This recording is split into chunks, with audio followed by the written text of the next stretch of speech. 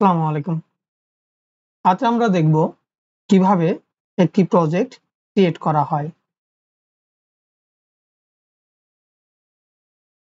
Project create করার জন্য আমাকে প্রথমেই যেতে হবে ক্রিয়েট এ নিউ প্রজেক্ট নামক অপশনে এবং সেখানে ক্লিক করার পর আমার কাছে নতুন একটি ইন্টারফেস আসবে, যেখানে আমি এখানে সার্চ বক্সে MVC লিখে সার্চ করব এবং সর্বপ্রথম যেটা পাবো এবং অবশ্যই দেখে নিব C# আছে না F# আছে। আমরা অবশ্যই C# সিলেক্ট করে নিব।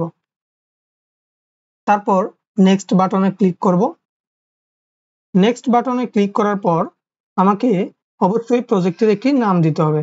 আমরা প্রজেক্টের নামের জন্য বাংলা, সবকিছু ক্যাপিটাল লেটারে হয়ে গেছে, বাংলা ক্রাফট নামক প্রজেক্ট ওপেন করলাম এবং একই সাথে আমরা এটার ডিরেক্টরি আমরা চেঞ্জ করে দিলাম। আপনারা চাইলে যে কোনো ডিরেক্টরি দিতে পারেন, কোনো প্রবলেম নাই। এবং সাথে সাথেই এবং তারপর আমরা নেক্সট বাটনে ক্লিক করব।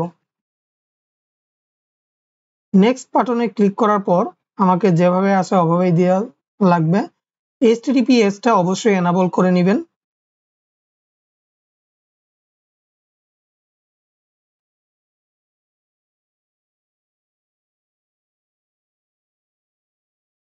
আশা করছি আমাদের প্রজেক্টটি ভালোভাবে ক্রিয়েট হয়েছে। এবার আমরা এটাকে টেস্ট করার জন্য অবশ্যই রান করে দেখব।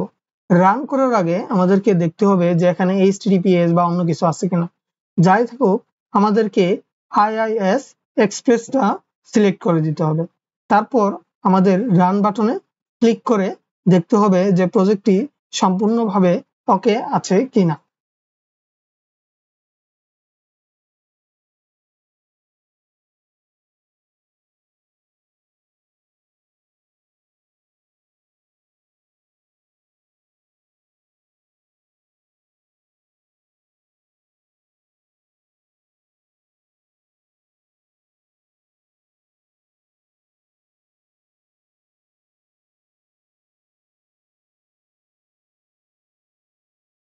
জি, আপনারা দেখতে পাচ্ছেন আমাদের প্রজেক্ট সম্পূর্ণভাবে কমপ্লিটলি রান করছে, কোনো এরর ছাড়া।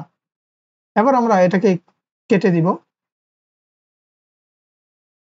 কেটে দেওয়ার পর আমরা দেখব ফাইল পরিচিতি। এইগুলোতে কানেক্টেড সার্ভিস অর্থাৎ .NET-এর যে সার্ভিসগুলো কানেক্টেড আছে তা দেখায়। ডিপেন্ডেন্সি, আমরা যে প্যাকেজগুলো ডাউনলোড করব তা এখানে দেখায়। প্রপার্টিস, আমরা যা এই .NET-এর যে প্রপার্টিগুলো থাকবে সে এখানে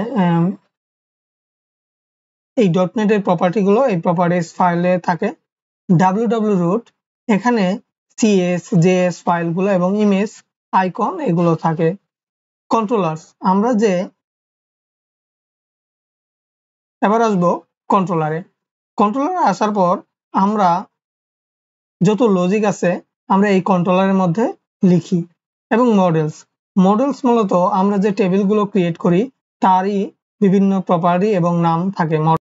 ভিউস, আমরা প্রজেক্টটা রান করার পর আমাদের সামনে যে ইন্টারফেসগুলো আছে সেটাই মূলত ভিউজে করা থাকে। fsetting.json, এইখানে মূলত অথ সেটিং এবং ডাটাবেস কানেকশন এগুলো দেওয়া থাকে। এবং program.cs, বিভিন্ন সেটিংস এখানে লেখা থাকে এবং প্রজেক্টটা কিভাবে রান করে, কোন স্টেপের পর কোন স্টেপ, এই জিনিসগুলো লেখা থাকে। এবং আপনারা দেখতে পাচ্ছেন যে এই সব একটা প্রসেসের পর একটা প্রসেস, এইগুলো সব কিছু ওকে হওয়ার পর দেন আমাদের প্রজেক্টটা রান করে।